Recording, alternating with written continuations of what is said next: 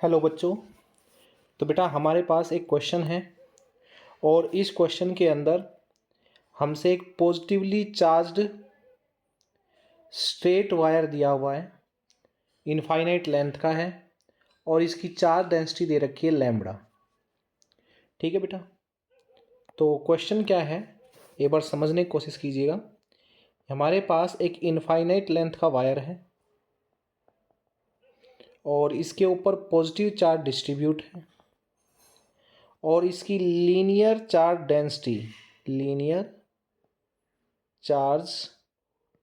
Density वो lambda दी हुई है। इससे कुछ दूरी पर इसने क्वेश्चन में बोला है कि एक इलेक्ट्रॉन रिवॉल्व कर रहा है।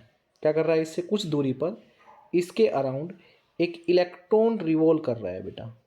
ये इस सर्कल में एक इलेक्ट्रॉन आर रेडियस के इस सर्कल में एक इलेक्ट्रॉन रिवॉल्व कर रहा है। क्यों कर रहा है? उसके पीछे का सीधा सा सिंपल सा रीज़न है कि ये पॉजिटिव जो वायर है ये इस इलेक्ट्रॉन को अपनी तरफ क्या कर रहा होगा? अट्रैक्ट कर रहा होगा और जिस फोर्स से अट्रैक्ट कर रहा होगा वो फोर्स होता है QE। ठीक है, तो ये हमारे पास जो वायर है इस इलेक्ट्रॉन को अपनी तरफ अट्रैक्ट कर रहा है QE फोर्स से। अच्छा, तो इलेक्ट्रॉन रिवॉल्व करने की वजह से एक बाहर की तरफ भी फोर्स लग रहा है mv²/r। ठीक है, तो पक्का ये दोनों फोर्स एक दूसरे के इक्वल और अपोजिट है जिसकी वजह से ये इलेक्ट्रॉन इसके अराउंड रिवॉल्व कर पा रहा है। ठीक, ओके।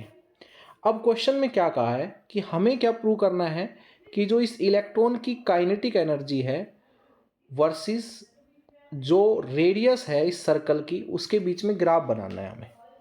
यानी कि हमें काइनेटिक एनर्जी ऑफ इलेक्ट्रॉन और जो सर्कल की रेडियस है उसके बीच में ग्राफ बनाना है।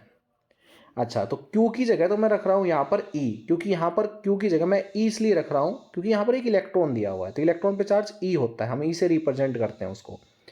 और इस वायर का इलेक्ट्रिक फील्ड देखो, इस वायर की वजह से इस पॉइंट पर कितना इलेक्ट्रिक फील्ड होगा वो रखना पड़ेगा हमें यहाँ पर। तो चलो मैं इलेक्ट्रिक फील्ड की जगह भी वैल्यू रख देता हूँ। तो Q की जगह E रख दिया और इलेक्ट्रिक फील्ड होता है 2K λ/r। ये किसी भी वायर का यानी कि इनफाइनाइट लेंथ के वायर का इलेक्ट्रिक फील्ड होता है r डिस्टेंस पर mv²/r। ठीक है, तो r से r कैंसिल बच्चों, तो यहाँ से 2 को ले जाओ डिवाइड में तो k λe और हाफ mv² हो जाएगा। यानी कि हमें ये रिप्रेजेंटेशन यहाँ से मिलती है। यानी कि हमारे पास हाफ mv² क्या होता है? Kinetic energy. तो काइनेटिक एनर्जी किसके बराबर आ गई? k λe। अब आप इसको ध्यान से देखो तो इससे एक बात प्रूव होती है कि kinetic energy is independent on r। यानी कि r पे डिपेंड ही नहीं करती बेटा हमारी जो काइनेटिक एनर्जी है। तो हम कैसे ग्राफ बना सकते हैं? कुल मिला के अगर हमें ग्राफ बनाना भी है r वर्सेस और काइनेटिक एनर्जी का, तो काइनेटिक एनर्जी r पे डिपेंड ही नहीं करती। इट मीन्स हमारा ऐसा ग्राफ आएगा स्ट्रेट लाइन, यानी कि r चेंज होता जा रहा है लेकिन काइनेटिक एनर्जी पे कोई इफेक्ट नहीं पड़ रहा। ओके बच्चे, आ गया समझ में? थैंक यू सो मच बेटा।